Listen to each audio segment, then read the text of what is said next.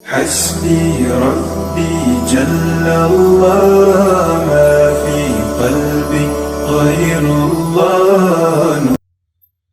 اللهم صل وسلم على سيدنا خاتم النبيين صلى الله عليهم وعلى نبينا وعلى آله وأصحابه وبارك وسلم.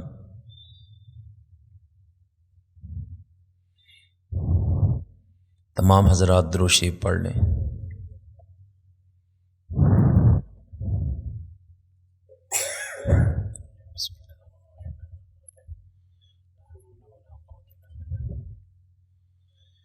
بہت ہی قابل احترام مسلمان بھائیوں، دوستوں اور بزرگوں، آپ حضرات کے سامنے قرآن کریم کے پارہ نمبر 25 میں سے سورہ شورى کی آیت نمبر 30 تلاوت کی گئی ہے۔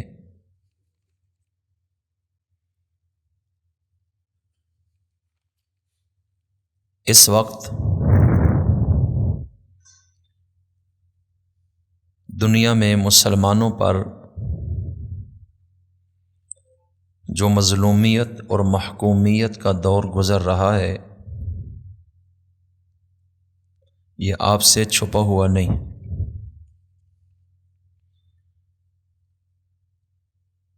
جب سے اسلام اس دنیا میں آیا، اس وقت سے اب تک تسلسل کے ساتھ مسلمان طاغوتی اور کفریہ طاقتوں کے زیر عتاب ہیں اور زیر عتاب تھے۔ اللہ تعالیٰ نے قرآن کریم میں جا بجا اس طرح کی چیزوں کو بیان کیا، اور آئے روز ہم بھی میڈیا کے ذریعے پوری دنیا میں مسلمانوں پر ہونے والے ظلم اور زیادتیوں کو سنتے اور دیکھتے ہیں۔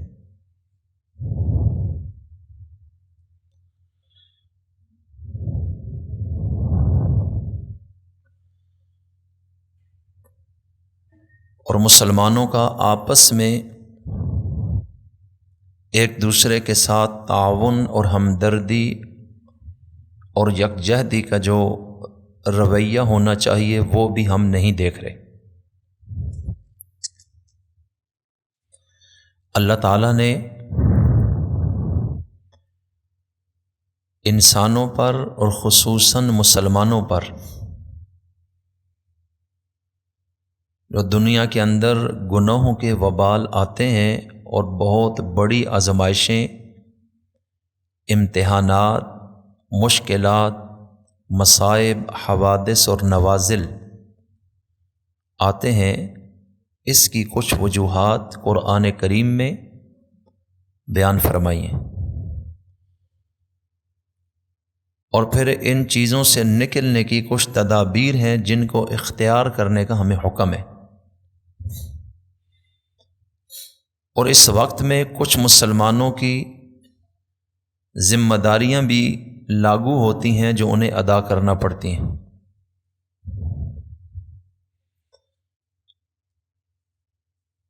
ابھی ماضی قریب میں جس طرح کفریہ طاقتوں نے، اسرائیل اور اس کے حواریوں نے غزہ اور فلسطین کے مظلوموں پر بے تحاشا بمباری کی، نہتے اور معصوم شہریوں اور بچوں کا قتل عام کیا، انسانی حقوق کی تنظیمیں بھی اس ظلم پر خاموش ہیں کیونکہ یہ مسلمانوں پر ہو رہا ہے۔ اور اگر انہی کفریہ طاقتوں کا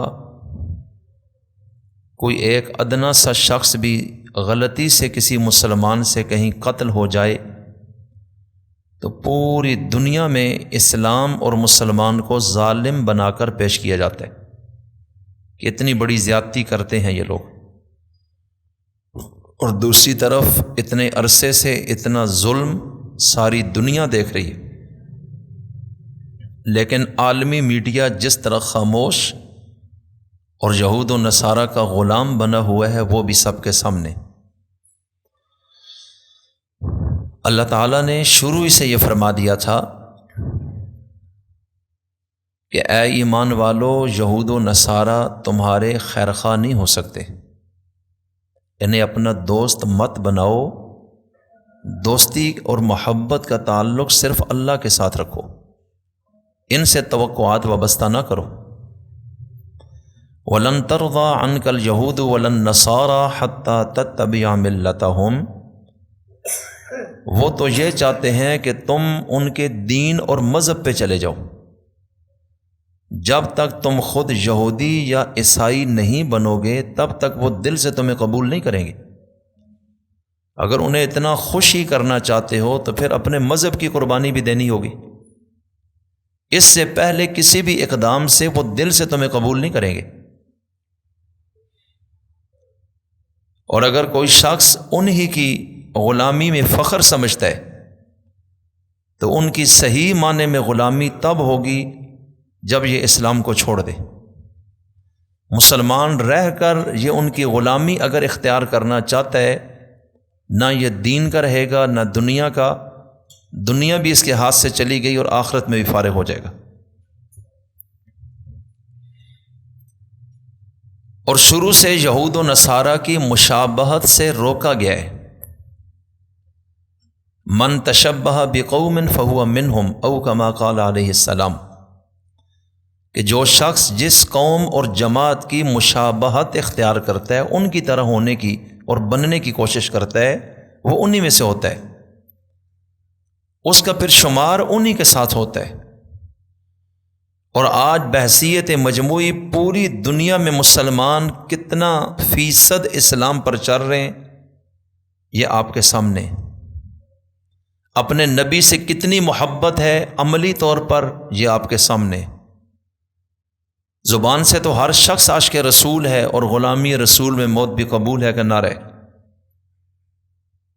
لیکن اپنی عملی زندگی میں رسول کائنات صلی اللہ علیہ وسلم سے کتنا جڑا ہوا ہے، آپ کے اعمال کو کس طرح اپنی زندگی میں کس حد تک اس نے اختیار کیا ہے، اس کے اپنے اندر کتنا اسلام نظر آ رہا ہے۔ جب ہر شخص اس طرح چیک کرے گا تو انشاءاللہ نتیجہ آپ کے سامنے آ جائے گا۔ بہرحال بات لمبی ہو رہی ہے۔ اللہ تعالیٰ نے قرآن کریم میں کچھ وجوہات بیان کی ہیں مصیبتیں آنے کی، کہ یہ کیوں آتی ہیں۔ سورۃ الشورى کی آیت نمبر 30 ہے۔ اللہ تعالیٰ فرما رہا ہے وَمَا أَصَابَكُم مِّن مُّصِيبَةٍ فَبِمَا كَسَبَتْ أَيْدِيكُمْ، کہ تمہیں جو بھی مصیبت پہنچتی ہے کس وجہ سے؟ تمہارے اپنے ہاتھوں کی کمائی کی وجہ سے، تمہارے اپنے اعمال اور کرتوتوں کی وجہ سے یہ معاملہ تمہارے ساتھ ہوتا ہے۔ وَيَعْفُو عَنْ كَثِيرٍ، اور بہت ساری تمہاری کوتاہیوں اور بدعمالیوں کو اللہ نظر انداز بھی کر دیتے ہیں۔ پارہ نمبر 22 سورۃ الفاطر کے اندر اللہ نے فرمایا وَلَوْ يُؤَاخِذُ اللَّهُ النَّاسَ بِمَا كَسَبُوا مَا تَرَكَ عَلَى ظَهْرِهَا مِن دَابَّةٍ،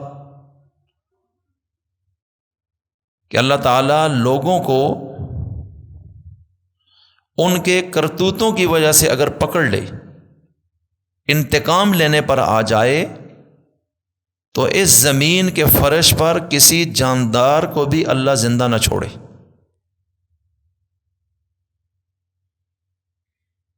ایک اور مقام پر اللہ نے یہی مضمون بھی بیان فرمایا ہے کہ اگر اللہ تعالیٰ لوگوں کو ان کے ظلم اور زیادتیوں کی وجہ سے پکڑ لے تو زمین پر ایک جانور کو بھی زندہ نہیں چھوڑے گا، لیکن اللہ بہت ساری چیزیں خود نظر انداز کرتا ہے، ورنہ انسان اپنے اعمال کی وجہ سے اس نہج پر پہنچ چکا ہے کہ اللہ اسے تباہ و برباد کر دے۔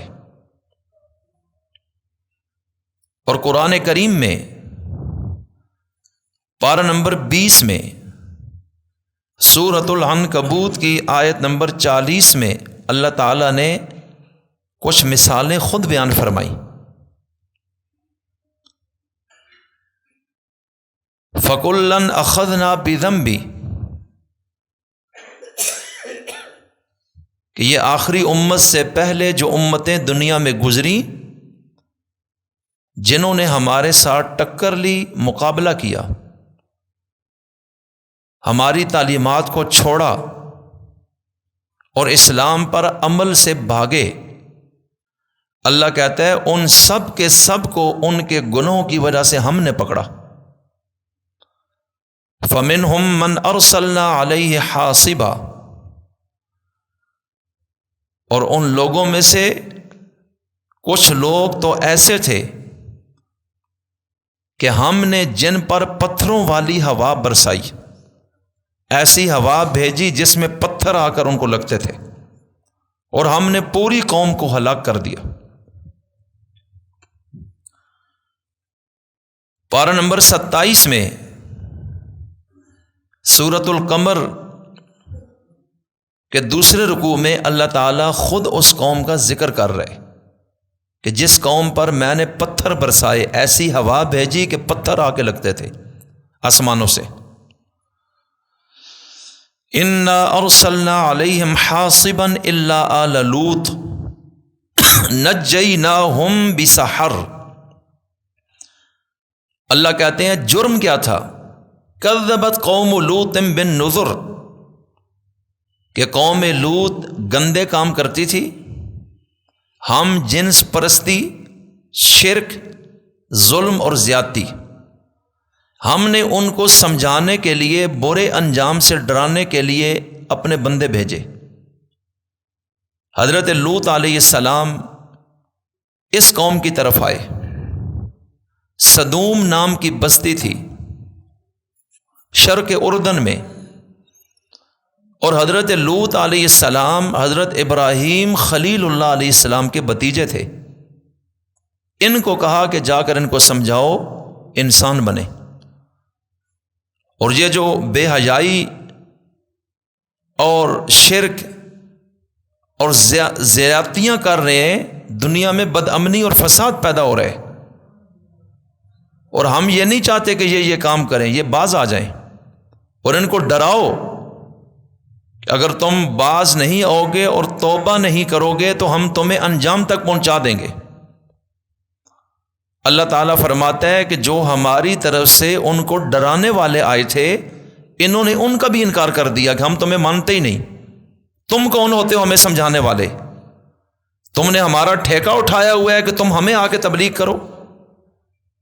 اللہ کہتا ہے پھر اس کے بعد ہم نے جو کیا، اِنَّا أَرْسَلْنَا عَلَيْهِمْ حَاصِبًا، ہم نے ان پر ایسی ہوا بھیجی جو پتھر برساتی تھی ان پہ، إِلَّا آلَ لُوطٍ، سوائے حضرت لوط کے گھر کے کچھ لوگوں کے، ہم نے سب کو مار دیا۔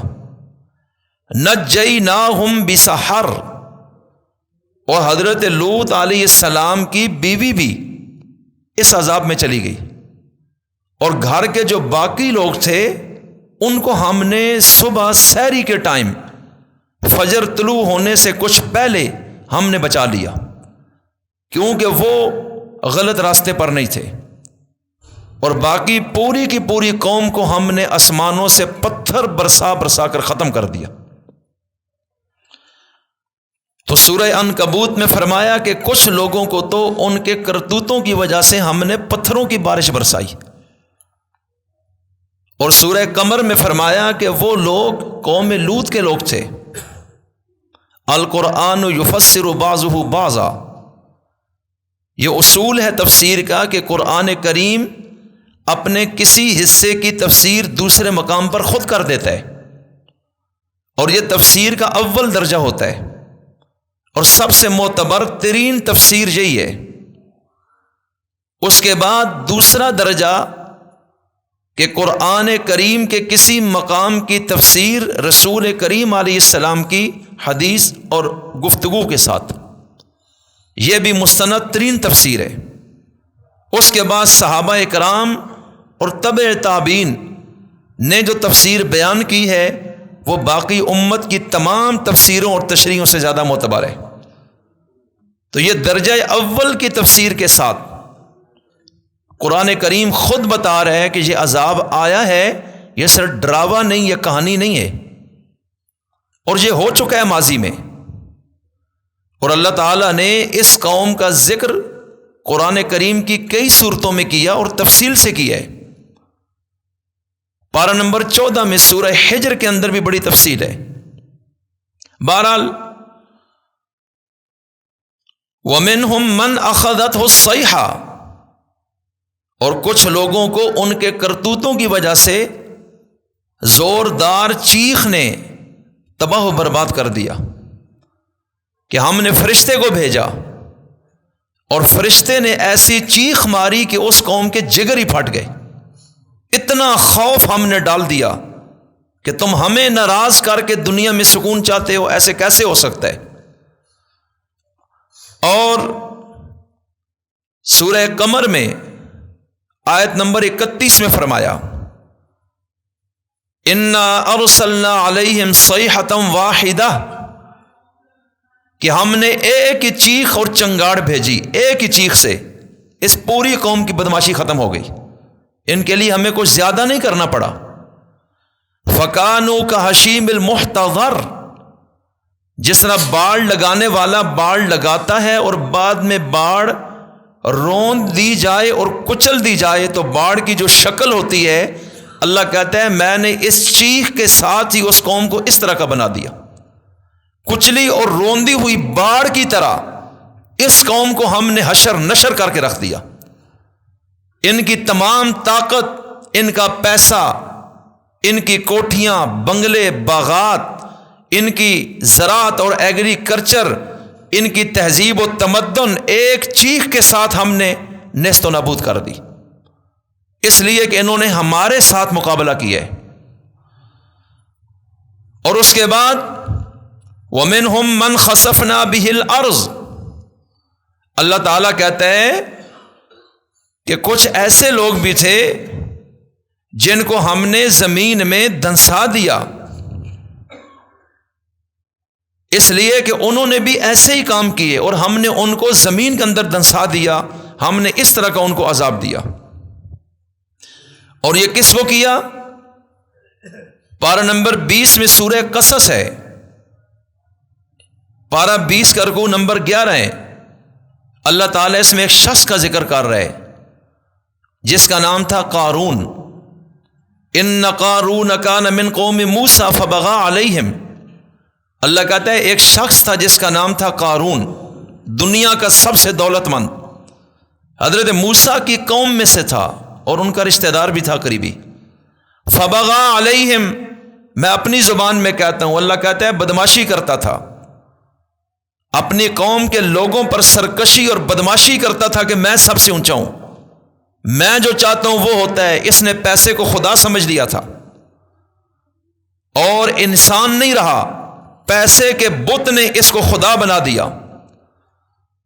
وَآتَيْنَاهُ مِنَ الْكُنُوزِ مَا إِنَّ مَفَاتِحَهُ لَتَنُوءُ بِالْعُصْبَةِ أُولِي الْقُوَّةِ، ہم نے اس کو خزانے بہت سارے دیے، سونے کے، چاندی کے، ہیرے، جواہرات، مویشی، زمینیں، زراعت، قلعے، بنگلے، نوکر چاکر، دنیا کی تمام چیزیں، نقدی، درہم، دینار، شمار ہی نہیں تھا کہ اس کے پاس کتنا کچھ ہے۔ اور اس کے خزانوں کی چابیاں ایک طاقتور جماعت صرف اٹھا کر چلتی تھی کہ اتنی بڑی چابیاں تھیں، 70 اونٹ صرف اس کے خزانوں کی چابیوں کا بوجھ اٹھا کے چلتے تھے۔ اور پھر ایک وقت آیا، اس بدماش متکبر کو اس کے قوم کے لوگوں نے بھی کہا لا تفرح ان اللہ لا يحب الفرحین، گمنڈ نہ کر اور اترا نہیں، اللہ تعالیٰ شیخی کرنے بکھیرنے والوں اور اپنے آپ کو بڑا سمجھنے والے اور اترانے والوں کو پسند نہیں کرتا۔ ٹھیک ہے پیسہ تمہارے پاس ہے لیکن تھوڑا سا کپڑوں میں رہو، اپنے آپ کو خدا نہ سمجھو۔ اور پھر اس کے بعد کام چلتا رہا، حضرت موسیٰ سمجھاتے رہے، یہ ان سے بھی اڑ گیا، یہ کہتا تھا میں جو چاہتا ہوں وہ ہوتا ہے، زمانہ میری پوجا کرتا ہے میرے پیسے کو دیکھ کر، ملک مصر میں میرا نام ہے، حکومت مجھے عزت دیتی ہے، عوام مجھے چاہتی ہے۔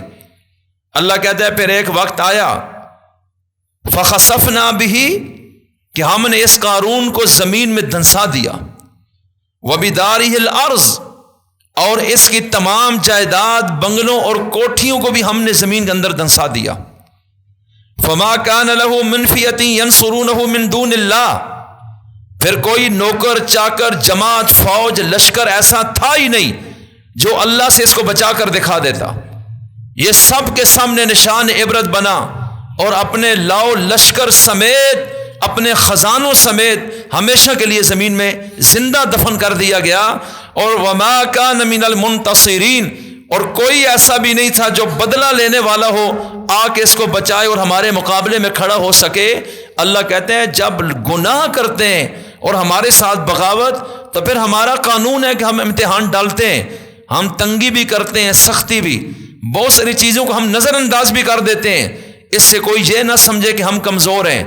ہم تمہیں بار بار قرآن کریم میں یہ باتیں بتا رہے ہیں کہ تم بھی اپنے آپ کو سنبھال کے رکھو اور ہمارے بندے بن کے رہو۔ وَمِنْهُمْ مَنْ أَغْرَقْنَا، اللہ کہتا ہے کچھ ایسے بھی تھے کہ ان کے کرتوتوں کی وجہ سے ہم نے ان کو پانی میں غرق کر دیا۔ اور یہ بھی ایک لمبا واقعہ ہے، تاریخ کا ایک مشہور کردار ہے فرعون مصر، جس کو اللہ نے لاکھوں لشکر سمیت فوجیوں اور گھوڑوں سمیت مصر کے دریائے نیل میں غرق کر دیا، اور اس کی لاش آج بھی مصر میں ہے۔ اور اللہ کہتا ہے فَالْيَوْمَ نُنَجِّيكَ بِبَدَانِكَ لِتَكُونَ لِمَنْ خَلْفَكَ آیَةً، کہ ہم تیری لاش کو سمندر سے بھی باہر پھینک کے قیامت تک اس کو یوں رکھیں گے تاکہ لوگ تجھے دیکھ کے عبرت حاصل کریں کہ اس کا اقتدار بھی اسے نہیں بچا سکا، اس کا پیسہ، حشم خدم، پروٹوکول، اس کی وجاہت اور اس کا دبدبہ اور رعب اور خدائی کا دعویٰ بھی اس کو پانی کی موجوں سے اور موت کے منہ سے نہیں نکال سکا اور بچا سکا۔ اور یہ مری ہوئے اس بدبودار جسم کو پانی نے بھی باہر پھینک دیا کہ اتنے گندے کو میں بھی قبول کرنے کو تیار نہیں۔ اللہ کہتا ہے آج بھی نشان عبرت ہے، جا کر دیکھ لو کہ کیسا دور گزارا، لیکن چونکہ ہمارے ساتھ ٹکر لی، نبی سمجھاتے رہے دین کی باتیں، یہ ان کو نظر انداز کرتا اور مقابلے میں آتا تھا، اس لیے ہم نے پھر یہ کام کر دیا۔ تو اللہ تعالیٰ کیا کہہ رہے ہیں وَمَا كَانَ اللَّهُ هُمْ، کہ ہم نے ان میں سے کسی پر زیادتی نہیں کی، اللہ نے کسی پر ظلم نہیں کیا، جس کو ڈبویا، جس کو دھنسایا، جس کو پتھر مروائے، جس کو اللہ تعالیٰ نے فرشتوں کی چیخ کے ذریعے نشان عبرت بنایا، اللہ کہتا ہے رب نے زیادتی نہیں کی ہے۔ وَلَٰكِنْ كَانُوا أَنفُسَهُمْ، ہسٹری پڑھ لو کہ ظالم وہ خود تھے، کسی کا عمل گندا، کسی کا اخلاق گندا، کسی کی تجارت سود سے بھری ہوئی، کسی کی زندگی زنا سے بھری ہوئی، کوئی قتل کرتے تھے، کوئی پیغمبروں کو قتل کرتے تھے، میرے ساتھ شرک کرتے تھے، کوئی تجارت میں ڈنڈی مارتے، لین دین میں لوگوں کو دھوکہ دیتے تھے۔ بس ان زیادتیوں کی وجہ سے ہم نے ان کو مختلف زمانوں میں نشان عبرت بنایا ہے۔ اگر وہ ہمارے بندے بن کے رہتے، ہمیں کیا ضرورت تھی ان کو تباہ کرنے کی۔ پارہ نمبر 6 کے آخر میں اللہ تعالیٰ نے فرمایا ہے ما یفعل اللہ بعذابکم ان شکرتم وآمنتم وکان اللہ شاکرا علیما۔ اللہ تعالیٰ فرما رہے ہیں کہ دیکھو کہ اگر یہ پارہ نمبر 5 کی آخری آیت ہے کہ اگر یہ لوگ اللہ پر ایمان لاتے، صحیح معنی میں مسلمان ہوتے اور شکر گزار ہوتے، گناہوں کی زندگی کی طرف نہ جاتے، تو اللہ ان کو سزا دے کے کیا کرتا؟ اللہ ان کو سزا تو نہیں دینا چاہتا، وہ تو چاہتا تھا ایمان لائیں اور بندے بن کے رہیں، لیکن جب یہ ایمان سے بھی بھاگے اور انسانیت سے بھی بھاگے تو پھر سزا دینا تو ہمارا قانون تھا، ہم نے بتایا ہوا تھا کہ پھر ہم تمہیں نشان عبرت بنائیں گے۔ اور باقی جو ایمان پر کھڑا رہے اور اللہ کے احکامات کو فالو کرتا رہے، وَكَانَ اللَّهُ شَاكِرًا عَلِيمًا، اللہ کہتے ہیں میں سب سے بڑا قدردان ہوں اور میں جانتا ہوں کہ کون کیا کر رہے، میں زیادتی کسی کے ساتھ نہیں کروں گا۔ پارہ 24 کے آخر میں فرمایا وَمَا رَبُّكَ بِظَلَّامٍ لِّلْعَبِيدِ، کہ تیرا رب کسی چھوٹے سے چھوٹے بندے پر ذرے کے برابر بھی ظلم نہیں کرے گا، قیامت کے دن بھی انصاف کرے گا، اور دنیا میں بھی ایسے نہیں ہوگا۔ اس لیے اللہ تعالی ہمیں اپنی نافرمانی سے محفوظ فرمائے۔ ہمیں گناہوں سے اجتماعی اور انفرادی توبہ کرنے کی ضرورت ہے۔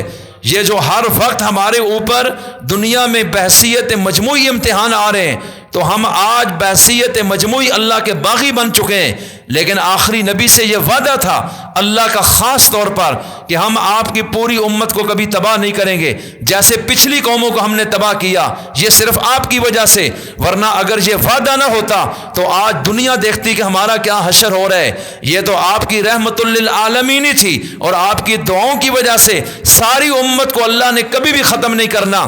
البتہ امت کے مختلف حصوں پر عذاب ضرور آئے گا، اور ضروری نہیں کہ انہی کے گناہوں کا آئے، ساری امت کے گناہوں کا وبال بھی کبھی کبھی ایک حصے پر لا کر باقیوں کو عبرت کا موقع دیتے ہیں کہ ابھی بھی تمہیں ہم بتا رہے ہیں۔ آپ دیکھتے نہیں ہیں روہنگیا میں مسلمانوں کے ساتھ کیا ہوا، کس طرح ان کی عورتوں کی عزتیں لوٹی گئیں، بچوں کا قتل عام ہوا، ان کے جسموں کو چبایا گیا، کچے گوشت ان کے کھائے گئے، اور ہزاروں لوگوں کا قتل عام دنیا میں دیکھا۔ یہ مسلمانوں کے ساتھ ہوا۔ اس سے پہلے افغانستان میں دنیا کے 40 سے زائد ملکوں نے جس بے دردی سے مسلمانوں کا قتل عام کیا، اور آج غزہ اور فلسطین میں یہ 70 سال سے جو گیم وہ چلا رہے ہیں اور ابھی جس کیفیت میں ہے، اور یہ دنیا میں صرف مسلمانوں ہی کے ساتھ ہو رہے، کافروں کے ساتھ نہیں، اس لیے کہ کافر کو اللہ ڈھیل دیتا ہے، مسلمان کو اللہ بار بار کھٹکھٹاتا ہے کہ ابھی بھی میری طرف واپس آ جاؤ، میں تمہیں آخرت میں اپنے قریب لانا چاہتا ہوں، جہنم سے بچانا چاہتا ہوں۔ اللہ کہتا ہے دنیا میں جو مصیبتیں آ رہی ہیں یہ میں تمہیں بتا دوں، یہ تمہارے کرتوتوں کی وجہ سے ہیں، بہت ساری میں نظر انداز بھی کر رہا ہوں، اور اگر میں پکڑنے پہ آ جاؤں تو ایک جانور بھی زندہ نہ چھوڑوں اس زیادتی کی وجہ سے جو تم اپنے رب کے ساتھ کر رہے ہو۔ اس لیے آج اس امتحان سے نکلنے کا پہلا طریقہ یہ ہے کہ امت کو بحثیت مجموعی اور بحثیت انفرادی اللہ کی برگاہ میں گناہوں سے توبہ طائب ہو جانا چاہیے، اس کے بغیر کوئی راستہ نہیں ہے۔ دوسرے نمبر پہ پھر اس مشکل میں دوسری وجہ دنیا میں مسلمان کے کمزور ہونے کی، پہلی گناہ، اسلام سے دوری، اس پر میں نے ساری گفتگو کی، اور دوسری وجہ کہ مسلمان آپس میں تنازعات اور جھگڑوں کا شکار ہیں، آپس میں افتراق ہے، آپس میں انتشار ہے، آپس میں اتحاد نہیں ہے۔ پارہ نمبر 10 میں رکوع نمبر 2 میں اللہ اعلان کر رہے ہیں اطیعوا اللہ و رسولہ، اللہ اور اس کے رسول کا کہنا مانو، ولا تنازعوا، آپس میں تنازعات میں مت پڑو، ٹکڑوں میں تقسیم نہ ہو جاؤ، آپس میں ایک جماعت بن کے رہو، فتفشلوا، ورنہ بزدل ہو جاؤ گے۔ اگر آپس میں تم ٹکڑے اور اختلافات میں پڑو گے، آپس میں اتحاد اور آپس کے اتحاد کو اگر پارا کرو گے، فتفشلوا، اللہ کہتا ہے بزدل ہو جاؤ گے، اور وتذهب ريحكم، اور تمہاری ہوا اکھڑ جائے گی، دشمن پر جو رعب ہے وہ ختم ہو جائے گا۔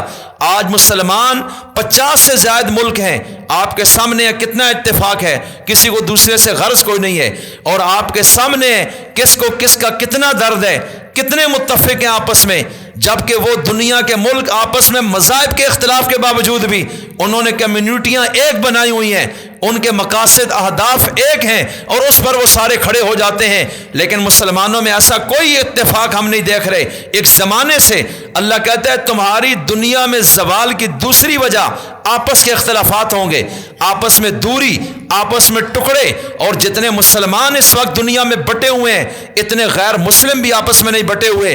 اللہ کہتا ہے جب یہ ہوگا میں تمہیں بتا رہا ہوں کہ تم بزدل ہو جاؤ گے، اور تمہارا رعب دشمن پہ ختم ہو جائے گا، تمہارا شیرازہ بکھر جائے گا، تم دنیا میں کبھی بھی کافروں کے مقابلے میں ایک قوم نہیں بن سکو گے۔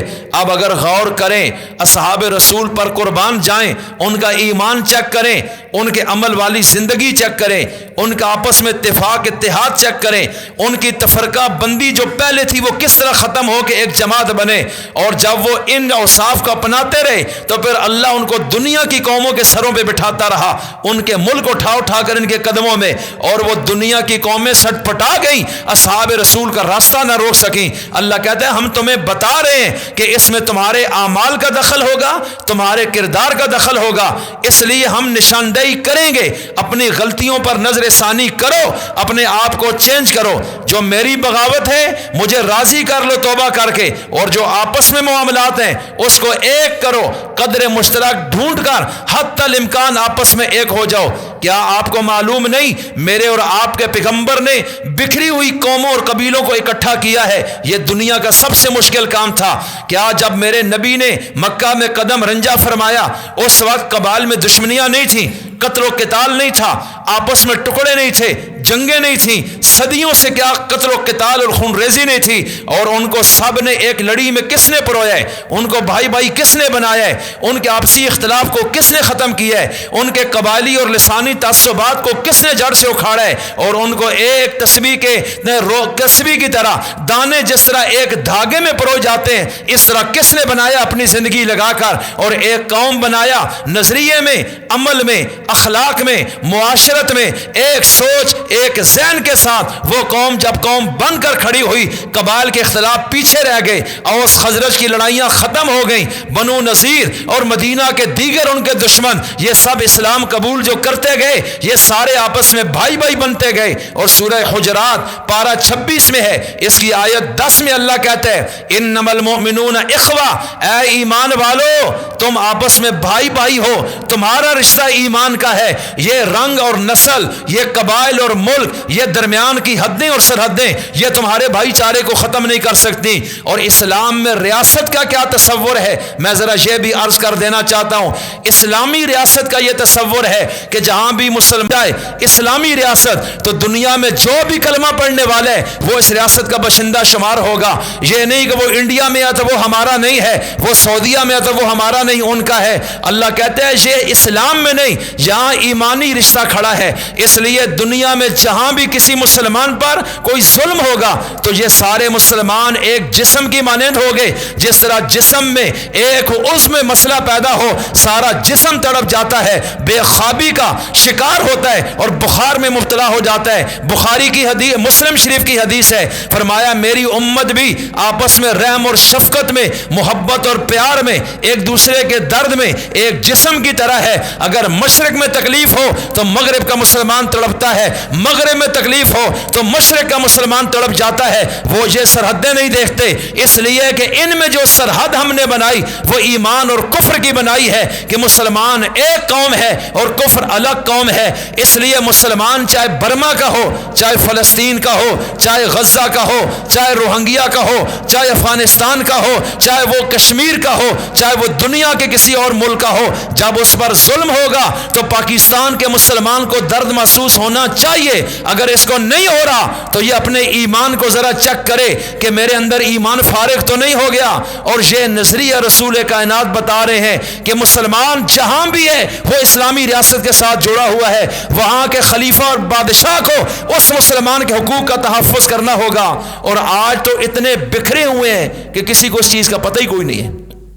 آپ کے سامنے کس کے سامنے یہ بندہ رونا روئے؟ ہم کر بھی کیا سکتے ہیں؟ ابھی عوام زیادہ سے زیادہ جلوس نکال لیں گے، پریس کانفرنس کر لیں گے، 4 پیسے اکٹھے کر کے چندہ بھیج دیں گے۔ یہ کام کچھ تو حکمرانوں کے کرنے کے ہیں کہ ان کو یہ بات کرنی چاہیے جرأت کے ساتھ، سفارتی طور پر بھی، معاشی طور پہ بھی، تجارتی طور پہ بھی۔ اور اگر صورت نہ بنے تو پھر اگلا قدم بھی مسلمان اٹھانے کو تیار ہو جاتا ہے۔ اللہ کہتا ہے تب جا کے میری مدد ازرتی ہے، صرف ایسے نہیں ہوتا۔ تو بہرحال میں عرض کرتا ہوں، پہلی وجہ گناہ ہے مسلمانوں پر دنیا میں امتحان کی، دوسری وجہ آپس میں تنازعات، آپس میں ٹکڑے ٹکڑے ہونا، اور آج ہم ان دونوں چیزوں میں پہلے نمبر پہ ہیں آپ کے سامنے۔ اور اس کے بعد میں اگلی بات یہ بھی عرض کرنا چاہتا ہوں، کچھ اور چیزیں بھی ہیں جو اللہ اور اس کے رسول نے تفصیل سے بیان فرمائی، لیکن اب کرنے کا کام کیا ہے؟ سب سے پہلے کہ جب ایسی مشکل آئے اس وقت سب سے پہلے دعا کا اہتمام کرنا چاہیے۔ نبی کریم صلی اللہ علیہ وسلم نے ایک حدیث میں یہ ارشاد فرمایا کہ دعا ایک ایسا ہتھیار ہے جو انسان کو دشمن سے نجات دیتا ہے اور رزق کو بھی بھرپور طریقے سے کھینچ کر لے آتا ہے۔ اور فرمایا اے رات اور دن میں اے اللہ کے بندو دعا لازمی کیا کرو، یہ دعا مومن کا ہتھیار ہے، اس لیے کہ یہ براہ راست اللہ سے رابطہ ہوتا ہے کہ ہم کمزور ہیں، تیری طاقت چاہیے، تیری مدد چاہیے۔ حضور نے فرمایا دعا مومن کا ہتھیار ہے، یہ مومن کا اسلحہ ہے، اس کو کبھی نہ چھوڑو، دن اور رات میں اس اسلحے کا استعمال کیا کرو۔ اور فرمایا کہ یہ ایسا اسلحہ ہے اگر تم اسے اختیار کرو گے یہ دشمن سے بھی تمہیں نجات دے گا، یہ بہت کارگر۔ لیکن یہ اللہ کی طرف رجوع کون کرے گا؟ جو اللہ کی مان رہا ہے، جو پہلے ہی اللہ کا باغی ہے، اس کو کیا لگے دعا سے؟ جو پہلے ہی حرام اور سود میں ڈوبا ہوا ہے، بہنوں کا حق وراثت میں لے کے کھڑا ہے، حاجی غازی بنا ہے، اس کی دعا کیا ہے؟ وہ کون سی دعا اللہ سے مانگے گا؟ اس لیے کہ ظلم تو یہ خود کر رہا ہے، ظالم بنا ہوا ہے۔ اس لیے میں عرض یہ کرنا چاہتا ہوں، ان چیزوں کو سمجھنے کی ضرورت ہے۔ اس وقت مشکل میں پورے عالم اسلام پر باقاعدہ اجتماعی انفرادی طور پر فرض ہے کہ وہ دعا کا اہتمام بھی کریں، توبہ کا اہتمام بھی کریں، آپس کے اختلافات کو حتی الامکان کم کریں اور ایک جماعت اور قوم اور ایک جسم بننے کی کوشش کریں۔ اور علماء کو بھی ایسی ممبر سے گفتگو کرنی چاہیے جس سے قوم ایک ہو جائے، بجائے اس کے کہ آپس میں ایسی باتوں کو ہوا دے کے مزید مسلمانوں کو بکھیر دیا جائے۔ یہ اسلام کی خدمت نہیں ہوگی، یہ یاد رکھیے گا میری بات۔ تو اگلی بات میں یہ بھی عرض کرنا چاہتا ہوں، دعا کے بعد اب اگلا مرحلہ کیا ہے؟ فرمایا کہ مسلمان کی مدد کے لیے کھڑا ہو جائے۔ کیسے؟ اظہار ہمدردی کرے، اظہار یکجہتی کرے۔ اللہ نے مال دیا ہے تو مال کے ساتھ اس کی مدد کرے، اور اگر اس کے ہاتھ میں ہے اس کی حاجت کو پورا کرنا، اس کے لیے کھڑا ہو جائے۔ میرے نبی نے اپنی جماعت کو اس نہج پر تیار کیا ہے کہ تم نے صرف اپنی فکر نہیں کرنی، تم پورے عالم اسلام کے جڑے ہوئے ان کے جسم کا ایک حصہ ہو۔ اس لیے صرف اپنے ہی اعتکاف اور نمازیں پڑھتے رہو گے اور دوسری جگہ مسلمان پہ ظلم ہو رہا ہے، تیرے اس اعتکاف کی ویلیو ختم ہو جائے گی۔ حضرت ابن عباس رضی اللہ عنہما صحابی رسول ہیں، رسول کائنات کے چچا کے بیٹے ہیں، قرآن کریم کے سب سے بڑے مفسر ہیں، ترجمان القرآن کے لقب سے ملقب ہیں۔ اور حضرت ابن عباس یہ فرماتے ہیں کہ نبی کریم علیہ السلام نے یہ خود فرمایا کہ اگر کوئی شخص کسی مسلمان کی ایک حاجت کو پورا کر دے، ضرورت مند کی ضرورت کو پورا کرے کہ وہ مشکل میں ہے اور یہ نکلتا ہے کہ میں اس کا ساتھ دیتا ہوں اور صرف اللہ کے لیے، فرمایا 10 سال کے اعتکاف سے بھی یہ ایک اس کی حاجت پوری کرنا اللہ کے ہاں زیادہ فضیلت رکھتا ہے۔ ایک شخص 10 سال سے اعتکاف بیٹھا ہے مسجد میں، فرمایا اس کو وہ درجہ نہیں ملا جو اس شخص کو اس مظلوم کے ساتھ جانے میں مل چکا ہے۔ اور پھر یہ فرمایا کہ ایک دن کا جو اعتکاف ہے اللہ کے ہاں، جو اللہ کی رضا کے لیے ہو، دنیا کو دکھانے کے لیے نہیں، اس کی حیثیت کیا ہے کہ اس ایک دن کے اعتکاف سے اللہ اس انسان کو جہنم سے 3 خندق کی دوری پر لے جاتا ہے، اتنا دور لے جاتا ہے۔ اور فرمایا ایک خندق کا فاصلہ مشرق اور مغرب کا فاصلہ ہے، جتنا ایک طرف مشرق اور مغرب ہے کتنا بڑا فاصلہ ہے، یعنی دنیا کے 2 کنارے۔ اس طرح 3 گنا اللہ اس شخص کو ایک مسلمان کی حاجت پوری کرنے یا اس کے لیے چلنے سے اس نے نیت کی اور اٹھا، بس اللہ تعالیٰ اس کو اتنا بڑا اجر 10 سال کے اعتکاف سے بھی زیادہ نصیب فرمائیں گے اور جہنم سے اس کو دوری عطا فرمائیں گے۔ امام بخاری نے بھی باب بند ہے، اور وہ کیا ہے؟ مسلمہ، کہ مسلمان پر ظلم نہیں کرتا، نمبر 1، ولا یسلمہ، یہ حدیث ہے، باب بھی یہی بند ہے، اور مسلمان کسی مسلمان کو دوسرے ظالم کے سپرد بھی نہیں کرتا۔ یہ حدیث، یہ عنوان لگا کر نیچے رسول کائنات کی حدیث لے کر آئے ہیں کہ اللہ کے رسول نے فرمایا مسلمان تو مسلمان بھائی ہوتے ہیں آپس میں، اور کبھی بھی مسلمان دوسرے مسلمان پر ظلم نہیں کرتا، اس کی جان پہ، مال پہ، عزت پہ، اولاد پہ زیادتی کرے، کہا نہیں، مسلمان ایسے نہیں کر سکتا، اس لیے کہ یہ مسلم ہے، اسلام قبول کر چکا ہے۔ اسلام کیا ہے؟ سلامتی کا مذہب ہے۔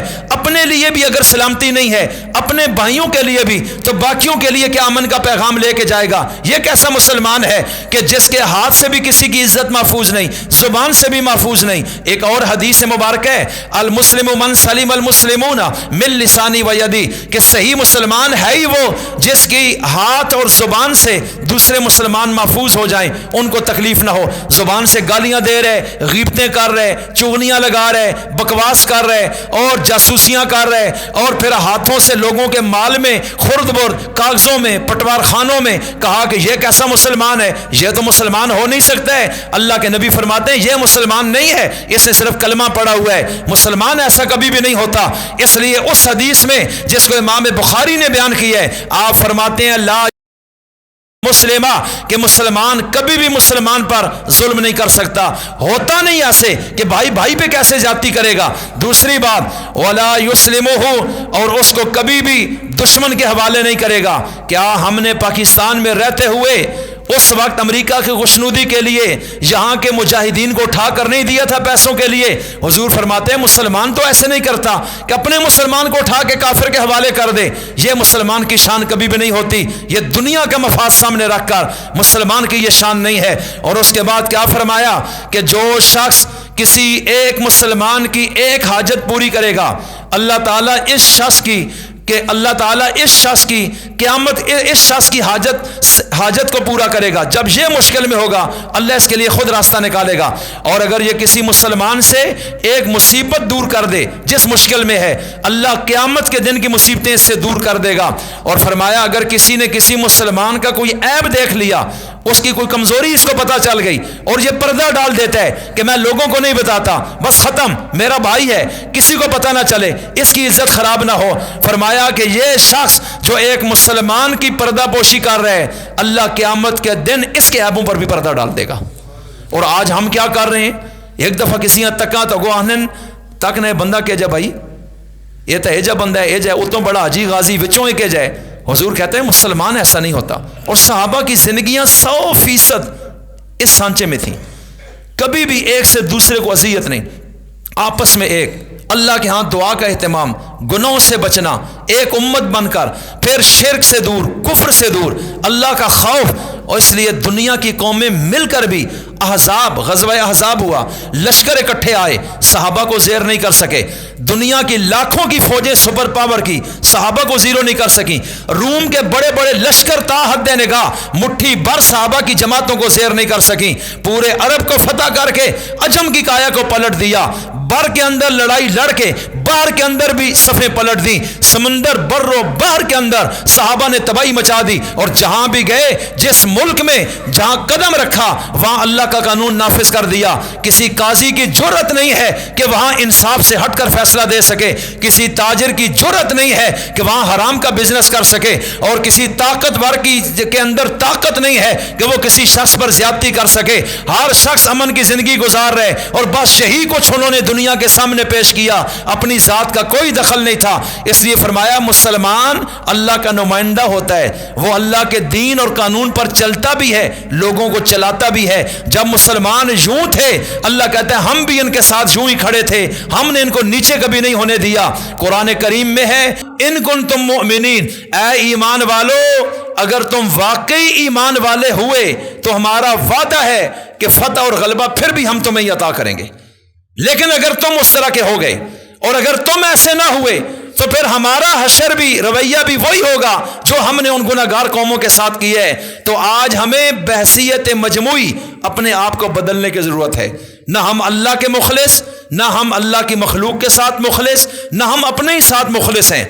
हम सिर्फ दुनिया को खुदा समझ बैठे, पैसे को माबूद समझ बैठे, यहाँ की रंगीनियों को हमने असल समझा।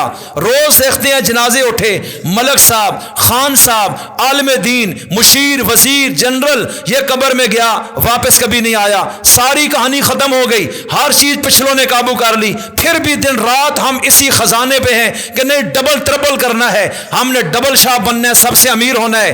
अल्लाह के बंदों, मरना नहीं है कल। अल्लाह के नबी यही बात उस जमात को समझा के गए थे, इन टक्कों की खातिर خاطر انسانوں کو قتل کر رہے ہو، اپنی ناک بچانے کے لیے بچیوں کو زمین میں دفن کر رہے ہو، اپنی ماں کو بچانے کے لیے قتل و قتال کر رہے ہو، تو کل یہ ساری چیزیں موت نے آ کے ویسے ہی ختم کر دینی ہے، اس سے پہلے اپنے آپ کو مار لو تو تم کامیاب ہو جاؤ گے، ورنہ موت نے آ کے خود سب چیزوں کو مار دینا ہے۔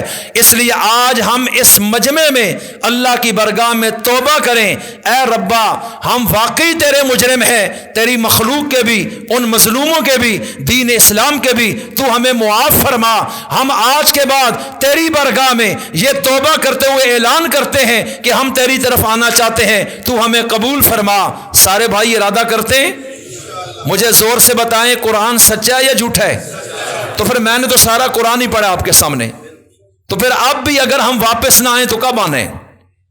دکان میں جا کے پھر جھوٹ بولیں گے تو تقریر کا فائدہ، جھوٹی قسمیں اٹھائیں گے تقریر سننے کا فائدہ، نماز پھر نہیں پڑھیں گے عصر کو تو قرآن کریم کی آیت سننے کا فائدہ، وہاں جا کے پھر ہم پیسے ہی اللہ تو یاد ہی نہیں، مظلوم، فقیر، یتیم، بیوہ، مسکین، کمزور کہ ان کا بھی کچھ حق ہے، تو یہ ہمارا کلمہ پڑھنا کس چیز کا ہے؟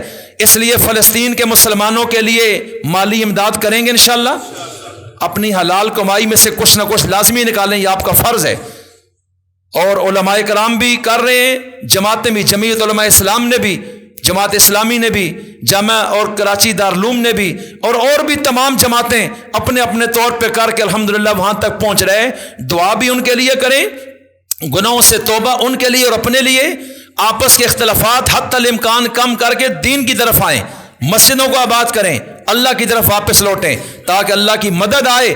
انشاءاللہ پھر آپ دیکھیں گے یہی فلسطین، یہی کا مسلمان، یہی مسلمان ہوں گے، اللہ انشاءاللہ ان تمام جماعتوں کو پلٹ کر اس طرح فتح دیں گے جس طرح غزوہ احزاب میں اللہ نے مسلمانوں کو فتح عطا فرمائی تھی۔